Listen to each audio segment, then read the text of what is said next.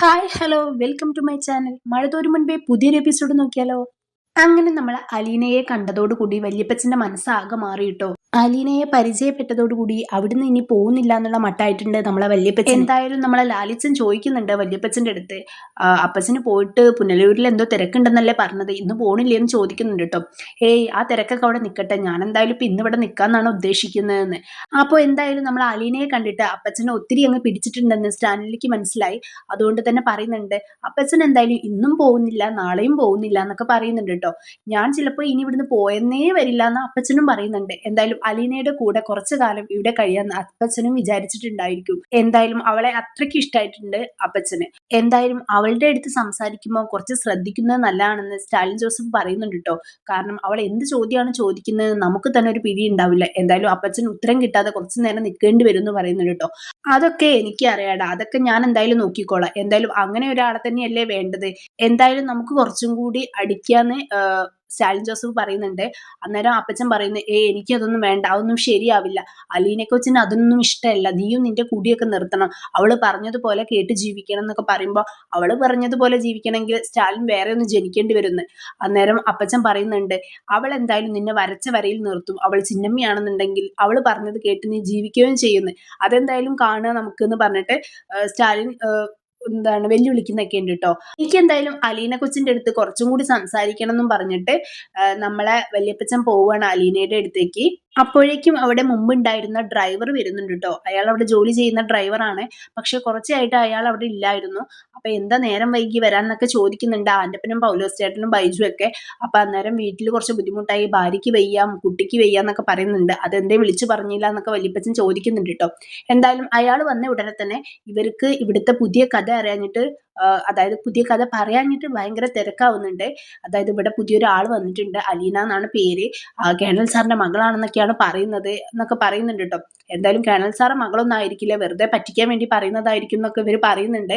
അപ്പം ഈ വന്ന ആൾക്കും അവളെ കാണാൻ ഭയങ്കര തിടുക്കായി. അവള് റൂമിലാണ്, ഫുൾ ടൈം റൂമിലേ ഇരിക്കത്തുള്ളൂ, രാജകുമാരിയെ പോലെ എന്നൊക്കെ ഇവരിങ്ങനെ അലീനയെ കുറിച്ച് ഇങ്ങനെ പറഞ്ഞുകൊണ്ടിരിക്കുന്നുണ്ട് കേട്ടോ. അയാൾ എന്തായാലും ഡ്രസ്സൊക്കെ മാറി വന്നിട്ട് അടുക്കളയിൽ പോയിട്ട് നമ്മളെ പൗലോസ് ചേട്ടന്റെ അടുത്ത് പോയിട്ട് ചായയൊക്കെ വേണമെന്ന് പറഞ്ഞ് കുടിക്കാൻ വേണ്ടി നിൽക്കുന്നുണ്ട്. പൗലോസ് ചേട്ടനാണെങ്കിൽ അവളെ കുറിച്ച് പറയുന്നുണ്ട്, കേണൽ സാറെ മകളാന്ന് പറഞ്ഞിട്ട് വന്നതാണ്, എന്തായാലും ഇവിടെ പറ്റിക്കാനുള്ള പരിപാടിയാണെന്നൊക്കെ പറഞ്ഞ് നമ്മളെ അലീന കൊച്ചിനെ നെഗറ്റീവ് അടിക്കുന്നുണ്ട് കേട്ടോ. പക്ഷേ നമ്മളെ വല്യപ്പച്ചൻ എന്തായാലും അലീനയെ തുരത്തിക്കാൻ വേണ്ടിയിട്ട് വന്നതാണെന്ന് ആണ് എല്ലാവരും വിചാരിച്ചിരുന്നത്. സംഭവം അത് തന്നെയായിരുന്നു. പക്ഷേ ആ ഒരു തെറ്റിദ്ധാരണ ഇപ്പോൾ വല്യപ്പച്ചൻ തന്നെ മാറ്റിയിട്ടുണ്ട്. ആൻ്റപ്പൻ്റെ അടുത്തും അതുപോലെ തന്നെ പൗലോസ് ചേട്ടൻ്റെ അടുത്തൊക്കെ പറയുന്നുണ്ട്, അവൾ നമ്മൾ വിചാരിച്ചതുപോലെ ഡ്യൂപ്ലിക്കേറ്റ് ഒന്നുമല്ല, അവൾ ഒറിജിനൽ തന്നെയാണ്, കേണൽ സാറിൻ്റെ മകൾ തന്നെയാണ്, അല്ലാതെ ഇവിടുന്ന് വലിഞ്ഞു കയറി വന്നതൊന്നുമല്ല എന്ന് പറയുന്നുണ്ട്. അപ്പോൾ നിങ്ങളെല്ലാവരും അവളുടെ അടുത്ത് നല്ലപോലെ പെരുമാറണം എന്നൊക്കെ പറഞ്ഞ് ഇവർ ഉപദേശിക്കുന്നൊക്കെ ഉണ്ട്. പിന്നെ അതെൻ്റെ കൊച്ചുമോളാണെന്നുള്ള ലെവലിൽ അധികാരം കാണിച്ച് സംസാരിക്കുന്നൊക്കെ ഉണ്ട് കേട്ടോ. അപ്പോൾ എന്തായാലും ഇവർക്ക് എല്ലാവർക്കും ഭയങ്കര സംശയം, ഇത് എന്ത് പറ്റി ഇത്ര പെട്ടെന്ന് മനസ്സ് മാറാന്നൊക്കെ വിചാരിക്കുന്നുണ്ട്. പിന്നെ ഇപ്പോൾ വന്ന ഡ്രൈവർ ആണെന്നുണ്ടെങ്കിൽ അവളെ കാണാൻ തിടുക്കം കൂട്ടി നിൽക്കുന്നുണ്ട്. അവളെന്തായാലും നമ്മളെ പട്ടികളുടെ അടുത്തോ അല്ലെങ്കിൽ റൂമിലായിരിക്കും എന്ന് പറയുമ്പോൾ പട്ടികളുടെ അടുത്തോ ഇത്ര പെട്ടെന്ന് പട്ടികളൊക്കെ അവളോട് ഇണങ്ങിയോന്ന് ചോദിക്കുന്നുണ്ട് കേട്ടോ. വന്നപ്പോഴേ പട്ടികൾക്ക് അവളെ ഭയങ്കര ഇഷ്ടമായി, തിരിച്ച് അവൾക്കെന്ന് പറയുന്നുണ്ട് കേട്ടോ. അവളെന്തോ കൈവശം കൊടുത്ത് കാണും, അല്ലാതെ ഇങ്ങനെ വരാൻ വഴിയില്ല എന്നൊക്കെ ആൻ്റപ്പ ചേട്ടനും പൗലോസ് ചേട്ടനൊക്കെ പറയുന്നുണ്ട്. എന്തായാലും നമ്മളെ അലീനയെ കാണാൻ ഭയങ്കര തിടുക്കത്തിലാണ് ഇപ്പൊ വന്ന ഈ ഡ്രൈവർ ഇരിക്കുന്നത്. കടപ്പാട്ടൂർ വീട്ടിലാണെങ്കിൽ നമ്മളെ ബബിയും അതുപോലെ തന്നെ കൃഷ്ണമോളും രോഹിത് എല്ലാവരും കൂടി അടുക്കളയിൽ ഭയങ്കര പാചകത്തിലാണ്. എല്ലാവരും തനിയെ തന്നെയാണ് ചെയ്യുന്നത്. അങ്ങോട്ടും ഇങ്ങോട്ടും ഉപ്പ് നോക്കലും ടേസ്റ്റ് നോക്കലൊക്കെ ചെയ്യുന്നുണ്ട്. അലീന പഠിപ്പിച്ചു കൊടുത്തിട്ടാണ് എല്ലാം പോയത്. അതുകൊണ്ട് തന്നെ അവർ ഭയങ്കര ഇൻട്രസ്റ്റിലാണ് കേട്ടോ ചെയ്യുന്നത്. അങ്ങനെ നമ്മളെ രോഹിത് ഇടയ്ക്ക് വെച്ചിട്ട് പപ്പടമൊക്കെ കട്ടെടുത്ത് കഴിക്കുന്നുണ്ട് കേട്ടോ. അങ്ങനെ അതിൻ്റെ പിന്നാലെ നമ്മളെ ബബി ഓടുന്നുണ്ട്. ആ സമയത്ത് പെട്ടെന്ന് മുന്നിൽ വന്നിട്ട് നമ്മളെ വൈസ് നിൽക്കുന്നുണ്ട് കേട്ടോ. എന്താ നിങ്ങൾക്ക് എല്ലാവർക്കും ഇവിടെ പരിപാടി എന്നൊക്കെ ചോദിക്കുന്നുണ്ട്. ഇവിടെ എന്താ പരിപാടി, ഞങ്ങൾക്ക് ഫുഡ് ഉണ്ടാക്കലാണെന്ന് പറയുന്നുണ്ട് കേട്ടോ. ഓ നിങ്ങളാണ് ഇപ്പോൾ ഇവിടെ ഫുഡ് ഉണ്ടാക്കുന്ന ആൾക്കാർ എന്നൊക്കെ പറഞ്ഞ് കളിയാക്കുന്നുണ്ട്. ആ സമയത്താണെങ്കിൽ ബബി പറയുന്നുണ്ട്, അലീന ചേച്ചി ഞങ്ങൾക്ക് എല്ലാം പഠിപ്പിച്ചു തന്നിട്ടുണ്ട്, അതുകൊണ്ട് ഞങ്ങളെല്ലാം ചെയ്യും എന്ന് പറയുന്നുണ്ട് കേട്ടോ. ഓ അലീന, ശല്യം ഇവിടെ നിന്ന് പോയി കിട്ടിയല്ലോ, വലിയൊരു ഉപകാരം എന്നൊക്കെ പറഞ്ഞ അലീനയെ ഇങ്ങനെ കുറ്റം പറയുന്നുണ്ട് കേട്ടോ. അങ്ങനെ അതും പറഞ്ഞ് നമ്മളെ വൈജ പോകുന്നുണ്ട്. നേരെ പോകുന്നത് ബാലചന്ദ്രന്റെ അടുത്തേക്കാണ്. എന്നിട്ട് ബാലചന്ദ്രനോട് പറയുന്നുണ്ട്, നാളെ തൊട്ട് എനിക്ക് ബാങ്കിലേക്ക് പോകണം എന്ന് പറയുന്നുണ്ട്. പറയണം എന്നുള്ളൊരു മര്യാദ ഉണ്ടല്ലോ, അതുകൊണ്ട് പറഞ്ഞു പോയതാണ്. എൻ്റെ കാർ ഇനി എന്തായാലും ഇപ്പം അടുത്തൊന്നും റിപ്പയർ ചെയ്ത് കിട്ടില്ല, അപ്പം എനിക്കൊരു കാറ് വാങ്ങണം എന്നുണ്ട്. അപ്പം അതിനൊന്ന് ജാമ്യം നിൽക്കണം, അത്രേ ഉള്ളൂ, അല്ലാതെ ക്യാഷ് ഒക്കെ ഞാൻ അറേഞ്ച് ചെയ്തോളാം എന്ന് പറയുന്നുണ്ട് കേട്ടോ. എന്തായാലും നിന്റെ അടുത്ത് ഒരുപാട് ക്യാഷ് ഉണ്ടല്ലോ, നിന്റെ ആങ്ങളമാരുണ്ടല്ലോ, അവരെ വിളിച്ചോ എന്നൊക്കെ പറഞ്ഞ് ബാലചന്ദ്രൻ ചൂടാവുന്നുണ്ട്. എനിക്ക് ഉപകാരം ചെയ്തു തരാൻ പറ്റില്ല, നിങ്ങൾക്ക് അത്രയല്ലേ ഉള്ളൂ എന്ന് പറയുന്നുണ്ട് കേട്ടോ. അങ്ങനെ ഇല്ല, എനിക്ക് അതിനുള്ള മനസ്സില്ല എന്നൊക്കെ പറഞ്ഞ് ബാലചന്ദ്രൻ ദേഷ്യപ്പെട്ട് പോകുന്നുണ്ട്. അതിന്റെ ഇടയിൽ ബാലചന്ദ്രൻ കളിയാക്കുന്നുണ്ട്, നിനക്ക് ഞാനൊരു ടൂറിസ്റ്റ് ബസ് ആക്കിയാലോ എന്നൊക്കെ ചോദിച്ച് കളിയാക്കുന്നുണ്ട് കേട്ടോ. എന്തായാലും മുകളിലേക്ക് ബാലചന്ദ്രൻ ദേഷ്യപ്പെട്ട് പോകുന്നതിനിടെ നമ്മളെ വൈജ വീണ്ടും പറയുന്നുണ്ട്, എനിക്കൊരു ജോലിക്കാരിയെ വേണം അടുക്കളയിലേക്ക് അലീനയ്ക്ക് പകരം എന്ന് പറയുമ്പോൾ, അലീനയ്ക്ക് പകരം നിനക്ക് ആരെയും കിട്ടില്ല, നീ വേണമെങ്കിൽ ജാനുവിനെയോ ലീലയോ അമ്മിണിയെയോ ആരെങ്കിലും ആക്കിക്കോ എന്നൊക്കെ പറഞ്ഞ് വീണ്ടും ദേഷ്യപ്പെടുന്നുണ്ട്. ഇപ്പൊ തൽക്കാലം എന്റെ മക്കൾക്ക് ഇവിടുത്തെ ജോലിയൊക്കെ അറിയാം, അതൊക്കെ അലീന പഠിപ്പിച്ചു കൊടുത്തിട്ടുണ്ട്, ഇവിടെ ഒരു ജോലിക്കാരിയുടെ ആവശ്യമൊന്നുമില്ല, ഇനി നിനക്ക് വേണമെങ്കിൽ നീ വിളിച്ചോ, നീ വേണമെങ്കിൽ ശമ്പളം കൊടുത്തോ എന്നും പറഞ്ഞിട്ട് ദേഷ്യപ്പെട്ട് ബാലചന്ദ്രൻ പോകുന്നുണ്ട് കേട്ടോ. ഒരു കണക്കിനും ബാലചന്ദ്രന്റെ അടുത്തേക്ക് ഇനി നമ്മളെ വൈജയ്ക്ക് ഓരോന്ന് പറഞ്ഞു പോകാൻ പറ്റില്ല, അത്രമാത്രം ദേഷ്യത്തിലാണ് ബാലചന്ദ്രൻ നിൽക്കുന്നത്. കഴിഞ്ഞ കാര്യങ്ങളൊക്കെ വെറുതെ ഒരു സൂചന പോലെ കൊടുക്കുന്നുണ്ട്, നിനക്ക് നല്ല എക്സ്പീരിയൻസ് ഉണ്ടല്ലോ ഈ കാര്യത്തിൽ എന്നൊക്കെ പറഞ്ഞ് ഇങ്ങനെ ഓരോ സൂചന കൊടുക്കുന്നുണ്ട് കേട്ടോ. എന്തൊക്കെയോ മനസ്സിൽ വെച്ചിട്ടാണ് ബാലചന്ദ്രൻ പറയുന്നത് എന്നുള്ള കാര്യം ചെറുതായിട്ടെങ്കിലും ചിലപ്പോൾ വൈജയ്ക്ക് മനസ്സിലായി കാണും. അതുകൊണ്ട് ഞാൻ തർക്കത്തിനൊന്നും ഇല്ല എന്നൊക്കെ വൈജ പറയുന്നുണ്ട് കേട്ടോ. അതേസമയം കുളത്തൂപ്പുഴയിലാണെങ്കിൽ വല്യപ്പച്ചൻ ആൻ്റപ്പ ആൻ്റപ്പ എന്ന് വിളിച്ച് കൂവുന്നുണ്ട് കേട്ടോ. എത്ര വിളിച്ചിട്ടും ആൻ്റപ്പൻ വരുന്നില്ല. എന്നിട്ട് വല്യപ്പച്ചൻ പറയുന്നുണ്ട്, വെറുതെ അല്ല ലാലിച്ചൻ ചെവി പൊട്ടുന്ന രീതിയിൽ വിളിക്കുന്നത്, ഇവറ്റുകളൊന്നും ആവശ്യം നേരത്തെ വിളിച്ചാൽ കിട്ടില്ല എന്ന്. 3-4 തവണ വിളിച്ചതിന് ശേഷം ആൻ്റപ്പൻ വരുന്നുണ്ട്. അങ്ങനെ ആൻ്റപ്പൻ എന്തായാലും കൊടുക്കാനുള്ളത് വല്യപ്പച്ചൻ വായ കൊണ്ട് കൊടുക്കുന്നുണ്ട് കേട്ടോ. അത് കഴിഞ്ഞിട്ട് പറയുന്നുണ്ട്, നീ അലീനയെ വിളിച്ചുകൊണ്ട് വാ, ആവശ്യമുണ്ടെന്ന്. അങ്ങനെ അലീനയെ പോയിട്ട് വിളിച്ചുകൊണ്ട് വരുന്നുണ്ട്. അലീന വന്നതിന് ശേഷം ആൻ്റപ്പനെ നമ്മളെ വല്യപ്പച്ചൻ ചെറുതായിട്ടൊന്ന് ഇൻസൾട്ട് ചെയ്യുന്നുണ്ട് കേട്ടോ. ഞങ്ങളിവിടെ സംസാരിക്കുന്നതിനിടയിൽ നിനക്കെന്താ കാര്യം, നീ അതൊന്നും നോക്കണ്ട, നീ പോയിക്കോ എന്നൊക്കെ പറഞ്ഞിട്ട് ആൻ്റപ്പനെ പറഞ്ഞയക്കുന്നുണ്ട് കേട്ടോ. എന്നിട്ട് അവർ തമ്മിൽ സംസാരിക്കുന്നുണ്ട്, വല്യപ്പച്ചനും അതുപോലെ തന്നെ നമ്മളെ അലീനയും കൂടെ. എന്നിട്ട് പറയുന്നുണ്ട്, നമുക്ക് തോട്ടം കാണാൻ പോയാലോ, നീ കണ്ടിട്ടില്ലല്ലോ അതൊന്നും ചോദിക്കുന്നുണ്ട് കേട്ടോ. ഇല്ല, ഞാൻ കണ്ടിട്ടില്ല, പപ്പ പറഞ്ഞിട്ടുണ്ടായിരുന്നു, പക്ഷെ എന്ന് പോകുന്ന ഒരു ഉറപ്പൊന്നും ഇല്ലായിരുന്നു, നമുക്ക് ഇന്ന് തന്നെ പോവാം, നീ എന്തായാലും റെഡി ആയിട്ട് വാ, നിനക്കും അറിയണ്ടേ അവൻ എന്തൊക്കെ ഏതൊക്കെ സംഭവങ്ങളാണ് ഉള്ളത് എന്നുള്ളത്, അതിനൊക്കെ അവകാശം നീയും കൂടിയാണല്ലോ എന്ന് പറയുന്നുണ്ട് കേട്ടോ.